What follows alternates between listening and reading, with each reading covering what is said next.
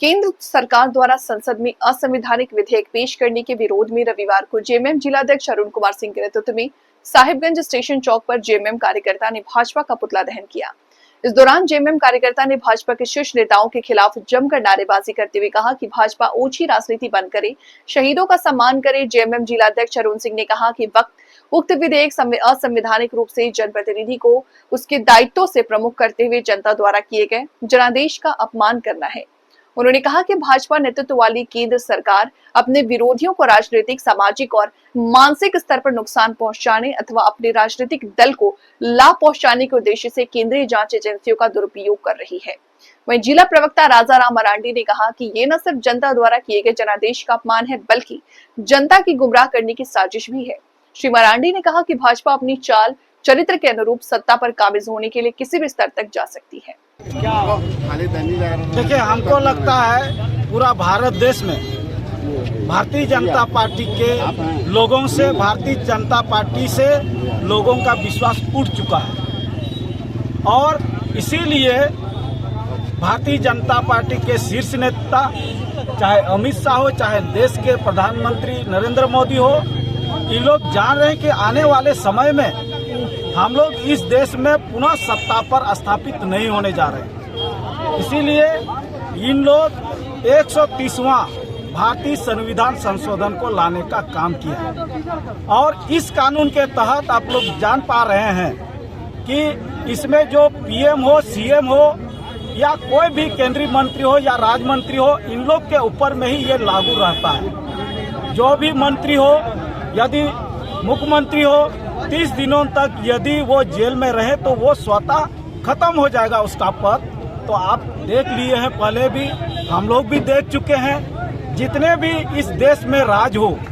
कहीं भी भारतीय जनता पार्टी का जहां सरकार हो, वहां पर आज तक किसी भी एंगल से, चाहे सीबीआई हो, चाहे ईडी हो, कहीं भी उसका जांच नहीं हुआ है। जांच सिर्फ हुआ है तो जहां एंटी गवर्नमेंट बीजेपी का है, वहां के नेता के यहाँ जांच होता है। इससे साफ जाहिर होता है कि जिस प्रकार से इन लोग संविधान का संशोधन किए हैं, दूसरा अगेंस्ट पार्टी के नेताओं को परेशान में डालना, जांच पड़ताल करवाना और झूठ मूठ केस बना करके इन लोग का पद को समाप्त करना, यही इन लोग का विचार है। इसमें हम लोग पूरा एनडीए गठबंधन के जितने भी नेता हैं, चाहे कार्यकर्ता हैं, इस कानून के खिलाफ हैं हम लोग। जब तक इस कानून को वापस केंद्र सरकार नहीं लेती है, तब तक हम लोग आंदोलन करने के लिए बाध्य रहे। क्या मुद्दा रहा है? मुद्दा यह है कि आप देखें सदन में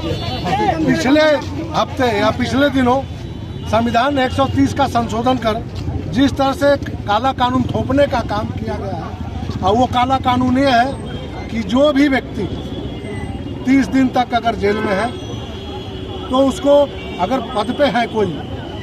चाहे वो प्रधानमंत्री हो, चाहे मुख्यमंत्री हो, तो उनको पदच्युत कर दिया गया। तो ये पीछे डोर से काला कानून लाना, और चूंकि इसके पहले भी आपने देखा होगा सरकार को, विभिन्न सरकारों को, चाहे सिर्फ झारखंड सरकार की नहीं है, जिसमें भी गठबंधन की सरकारें, जो विपक्ष की सरकारें हैं, इंडी गठबंधन की सरकारें हैं, उसको पदच्युत करने का विभिन्न हथकंडा अपनाया गया। चाहे ईडी सीबीआई का मामला हो, चाहे किसी बहाने का मतलब है कि